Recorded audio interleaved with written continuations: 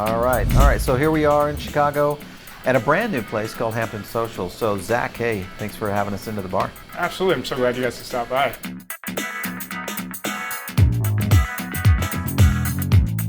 So you sporting a good beard though for for a Chicago boy. I like that. Apparently, it's part of the requirement of the role of a beverage director to be in a downtown Chicago bar. You have to have a beard or plaid shirt, and I figured I'm not one for the plaid, so I'll go for the beard. Yeah.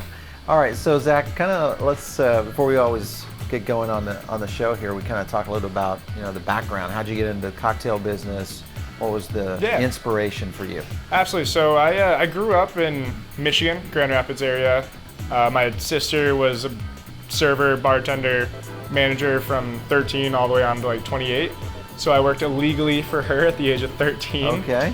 Bussing, food running, doing all that stuff. And ever since I've fallen in love with the industry, can't ever see myself out of it. And I've never been a creative person, but once I stepped behind the bar, I realized that this makes sense. I'm a math and science guy, and you have proportions and chemistry and flavor combinations that just kind of give me a creative outlet that I never really knew I had. So that's how I got into this and moved to Chicago to further enhance the knowledge and get into this craft cocktail scene here. Yeah, well, you've picked a great place, with this whole scene that you got. Can't ask for much more, honestly. Yeah.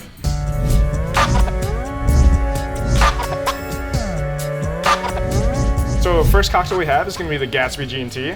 It's one of probably our most popular selling cocktail. Okay. Really delicious, nice, bright, refreshing cocktail. It's a take on a Spanish style gin and tonic where the garnishes are the focus of the cocktail, not the gin, not the tonic.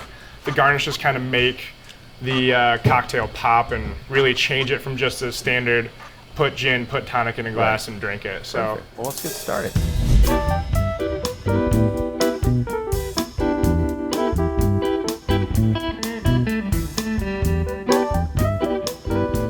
There's the Gatsby G&T. Cheers. Okay, so you've broken this down into a tonic, some gin, a little bit of and then firing the herbs. I love the color of this whole thing. So it definitely goes with your theme. So it's a little bit different than most cocktails you see on the scene now, where it's a built cocktail versus a shaken or stirred cocktail. So literally you just put the ingredients in the glass. What we use here is a Fever Tree Bitter Lemon Tonic. Fever Tree is a really nice crafted tonic there where it's really nice and bright. I wanted to get a tonic that kind of fit the theme of the cocktails we were going for. So obviously when you look at building cocktails like this, I mean, this obviously kind of mixes with what your theme is. Do you have customers that are really kind of flowing in and asking for this type of cocktail, or is it something is kind of new for them? The thing I love about that cocktail is that a lot of the people that we have here are novice cocktail drinkers. Okay. So they always ask, like, I want a vodka soda, I want a vodka, like I ask them if, I want a cocktail, but I don't really know what I want, but I like vodka. So I steer them towards this because this is nice, easy, approachable, bright cocktail that's not too crazy out there where people can actually enjoy it and love it for what it is. Yeah.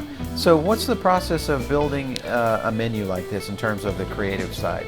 What do you go through to put this together? We have obviously the theme of the restaurant where it's going to be nice coastal fare, really social atmosphere, and we want everything to be a little bit lighter and brighter.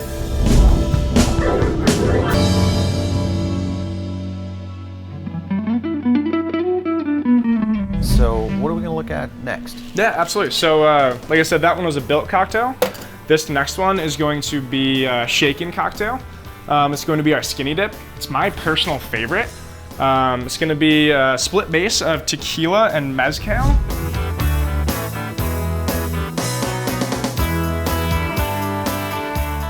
There's a skinny dip there for you. Okay, so wow, so this is really great in color, beautiful contrast there with the lime. Love that. Kind of let's break down the cocktail, the whole makeup here. Let's just go through the whole thing. It has tequila and mezcal. Mezcal once again is going to be a smokier offshoot of tequila.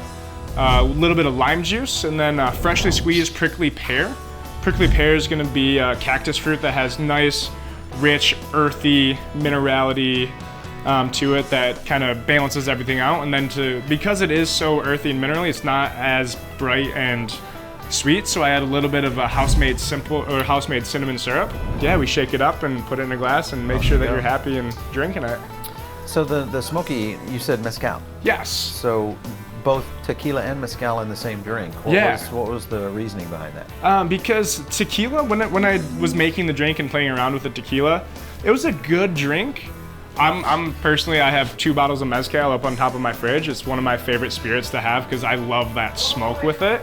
And I wanted to have this experience to put that cocktail in front of someone and educate them. Yeah. Mezcal is something that the typical wine beer drinker might not know. So to be able to have that on the menu, to say we have the Peloton Mezcal, people can say, what is mezcal? And it's just, I'm always one for educating people no matter what.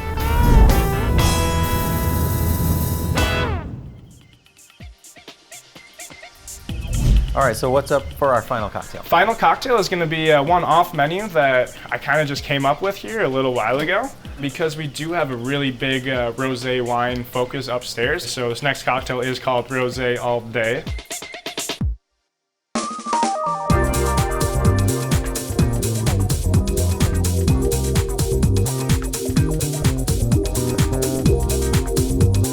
Here's the Rosé All Day here for you. Okay, all right. Cheers. So again, this is really kind of cored around the theme of what your restaurant, in terms of at least a spirit theme. Yeah, absolutely. So it's a nice, light, refreshing cocktail.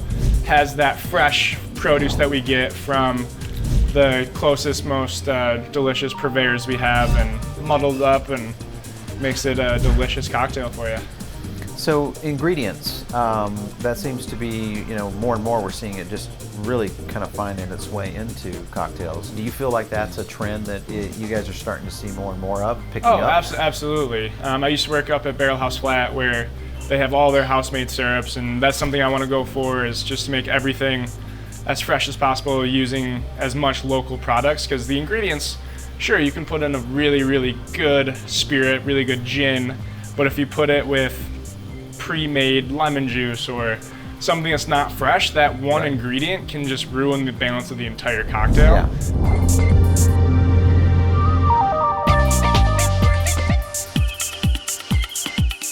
So when you wrap up a menu like this across what you guys are doing, are there any kind of things that you guys are looking at trying to introduce to help kind of guide patrons to explore new things? I know you guys are doing some things with downstairs now. Downstairs is gonna be a whole other animal. It's gonna be on the super, super creative side. Upstairs, one of my, like I said earlier, one of my favorite things is to just put words that people don't necessarily know.